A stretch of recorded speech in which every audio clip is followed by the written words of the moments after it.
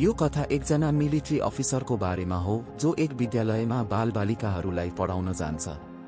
तर त्यो विद्यालयका सबै बालबालिकाहरू अत्यन्तै बदमाश थिए, जसलाई उनी कसरी सुधार्छन् भन्ने कुरा आजको कथामा हेरौँ। कथाको सुरुवात हेनरी नाम गरेका एकजना पूर्व अमेरिकी मिलिट्री अफिसरसँग हुन्छ, जसले अहिले रिटायरमेन्ट लिएका छन् र अब बाँकी जीवन एक शिक्षकको रूपमा बिताउन चाहन्छन्। त्यसैले उनी आफूले पढेको पुरानो विद्यालयमा जान्छन्, जहाँ प्रिन्सिपलले उनलाई भन्छन् कि उनको पढाउने अनुभव छैन, त्यसैले उनी योग्य छैनन्। तर हेनरीले प्राधिकरणको हस्ताक्षर गरिएको एक पत्र देखाउँछन्, जसपछि प्रिन्सिपल उनलाई तुरुन्तै जागिर दिन्छन्। हेनरीलाई सबैभन्दा बिग्रिएको कक्षालाई पढाउनु पर्छ भनेर भनिन्छ, त्यो क्लास जसलाई विद्यालयका कुनै पनि शिक्षकले सम्हाल्न सक्दैनन्, किनभने त्यहाँका सबै विद्यार्थीहरू अत्यन्तै बदमाश थिए, जो शिक्षकको कुरा नसुनी उल्टै शिक्षकलाई गाली गर्छन्। अर्को दिन हेनरी कक्षामा पढाउन जान्छन्, तर त्यहाँ कसैले पनि उनीप्रति ध्यान दिन्न।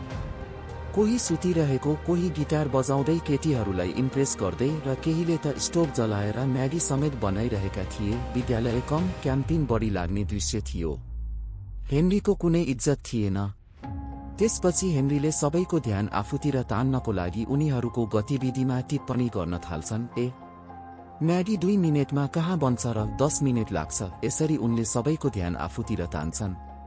सबैले हेर्न थालेपछि उनले आफ्नो परिचय दिन्छन्, नाम र फोन नम्बर बोर्डमा लेख्छन्। तर उनको हस्तलेखन हेरेर सबै हाँस्न थाल्छन्। एकजना विद्यार्थीले त उनलाई चुपचाप बाहिर जान सुझाउँछ, तर हेनरीले त्यसलाई मजाकको रूपमा लिन्छन्। फेरि विद्यार्थीहरू आफ्ना पुरानै गतिविधिमा फर्कन्छन्। त्यसपछि हेनरीले चक फ्याँकेर फायर स्प्रिङ्कलरमा हान्छन् र सबै विद्यार्थीहरू भिज्छन्, जसले गर्दा सबै उनको तर्फ फर्केर हेर्न बाध्य हुन्छन्। यसरी उनले पहिलोचोटि सम्पूर्ण कक्षा आफ्नो नियन्त्रणमा लिन्छन्। कक्षा सकिएपछि 5 जना सबैभन्दा कम नम्बर ल्याउने ब्याग बेचर्सहरू खेलकुद कोठामा सिगरेट खान जान्छन्, जसको नेतृत्व जैकले गर्छ। जैकलाई एकजना सिनियर क्लासकी छात्रामा क्रस थियो, जसको कारण उसको साथीहरूले उसलाई जिस्क्याउँथे। त्यति बेलामा विद्यालयका बास्केटबल खेलाडीहरूको धनी र बिग्रिएको समूह त्यहाँ आउँछ र गरिब जैकको अपमान गर्छन्। फेरि एक दिन बास्केटबल खेलको समयमा जैकले मैदानमा बोतल राखेर कप्तानलाई लडाउँछ र हाँसो उडाउँछ। यसो गर्दा उनलाई अंग्रेजी शिक्षिकाले देख्छिन् र सजाय दिन्छिन्। त्यसबाट बच्न उनीहरूले शिक्षिकाको मेजमा पानी हाल्छन् र मौका पाएर भाग्छन्। विद्यालयका प्रिन्सिपल चिन्तित छन्, किनकि बोर्डले 20 फन्ड कटौती गर्न लागेको छ र विद्यालयको व्यवस्थापन निरीक्षण गर्न बोर्डका केही प्रतिनिधिहरू पनि आएका छन्। हेनरी पुनः पढाउन आउँछन्, तर विद्यार्थीहरूले ढोकाको माथि बाल्टिनमा पानी राखेका थिए।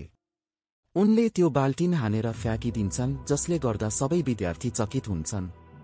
त्यसपछि हेनरी पढाउन सुरु गर्छन् र जैकसँग सिगरेटको प्याकेट माग्छन्। उनले त्यो सिगरेट प्रयोग गरेर पढाइमा विद्यार्थीलाई व्यस्त राख्छन्, जसरी सिगरेटले फोक्सोमा तार जमाउँछ भनेर देखाउँछन्। पहिलोपल्ट विद्यार्थीहरू ध्यान दिएर सुन्छन्।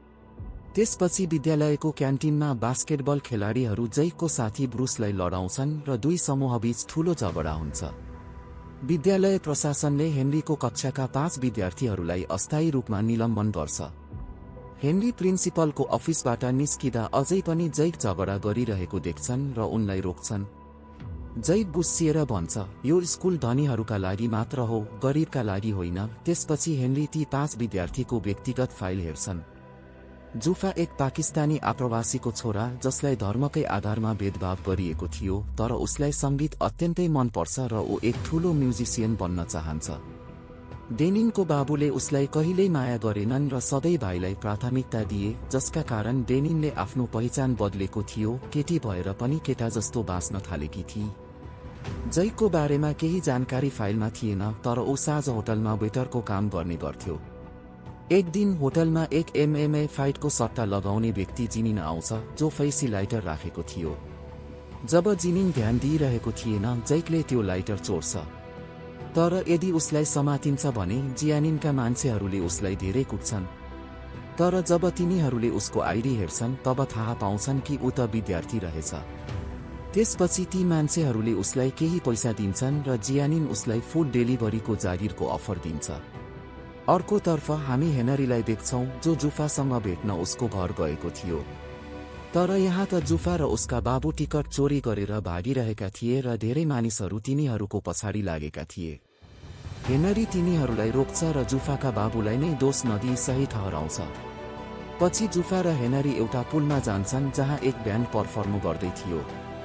हेनरी जुफाको आत्मविश्वास बढाउन ब्यान्डसँगै पर्फर्म गर्न थाल्छ। यो देखेर जुफा पनि आत्मविश्वासी बन्छ र उसले पनि म्युजिक बजाउन सुरु गर्छ, जुन उसलाई पहिले कहिल्यै गर्न पाइएन। त्यसपछि हामी ब्रुस र क्रिसलाई देख्छौं, जसका बुबाले रातको समय रक्सी मगाउँछन्। तर जब छोराहरू मानेनन्, ती बुबाले उनीहरूलाई घरबाट निकालिदिन्छन्। अर्को दिन हेनरी तिनका बुबासँग भेट गर्छ र उनीहरूलाई जिम्मेवारी सम्झाउने प्रयास गर्छ, साथै रिह्याब सेन्टर जान सल्लाह दिन्छ। त्यसैबीच डेनिनका बुबा उसलाई मेकअप ल्याइदिन्छन् र भन्छन् उसले केटीहरू झै बाँच्नुपर्छ। तर डेनिनलाई यो कुराले रिस उठ्छ, किनभने उसलाई कहिल्यै माया गरिएको थिएन। त्यसपछि डेनिन त्यो सारा मेकअप आफ्ना दाजुको अनुहारमा फालेर कारको साँचो लिएर जान्छ। जब ऊ कार चलाइरहेको हुन्छ, हेनरीले उसलाई रोकेर भन्छ बिना लाइसेन्स कार चलाउनु गैरकानुनी हो, अनि ऊ उसलाई गो कार्ट रेसमा लिएर जान्छ, जहाँ डेनिनका बुबासँग उसको रेस गराइन्छ। बुबा छोरी बीचको रेसमा दुर्घटना हुन्छ, तर डेनिन बाँचे। यसले उसका बुबालाई भावुक बनाउँछ र डेनिनले महसुस गर्छ कि उसका बुबा वास्तवमै उसलाई माया गर्छन्। फेरि अर्को दिन जब ब्रुस र क्रिस एउटा रिह्याब ग्रुपमा पुग्छन्, तिनीहरू चकित हुन्छन्, किनभने जसको अन्तर्वार्ता लिन आएका थिए उनीहरूकै बुबा निस्कन्छन्। अन्तर्वार्तामा तिनका बुबाले आफ्ना गल्तीहरू स्वीकार्छन् र माफी माग्छन्। यसले ब्रुस र क्रिस दुवैलाई रुवाउँछ। ज्याकले अहिले जियानिनसँग MMA फाइटिङ सट्टेबाजीको काम गर्न थालेको हुन्छ। जियानिन उसलाई एक फाइटरको ड्रिङ्कमा ड्रग्स मिलाउन लगाउँछ। जैकले अनिच्छाले यो गर्छ, तर पकडिन्छ र उसलाई बन्दी बनाइन्छ। हेनरी त्यो ठाउँमा पुगेर जैकलाई बचाउँछ। उनीहरू सबैसँग लड्छ र अन्ततः प्रोफेसनल फाइटरलाई हराउँछ। यस घटनाले हेनरीलाई स्कुलमा लोकप्रिय बनाउँछ। स्टुडेन्टहरूले उसलाई सम्मान दिन थाल्छन्। हामी फ्ल्यासब्याकमा देख्छौं हेनरी पनि स्कुलमा शरारती थियो। एकचोटि उसले एक पियानो बजाउने बालकलाई हानि पुर्याएको थियो। त्यस गल्तीका कारण उसलाई अमेरिका जानु परेको थियो। अब स्कुलमा सबै विद्यार्थी उसलाई इज्जत दिन्छन् र पढाइमा लाग्छन्। तर ब्रुसलाई ड्रग्सको लत लागेको हुन्छ। उसले आफ्नो पढाइमा फोकस गर्न सक्दैन। अन्ततः ऊ डिप्रेसनमा परेर बाल्कोनीबाट हाम फाल्छ।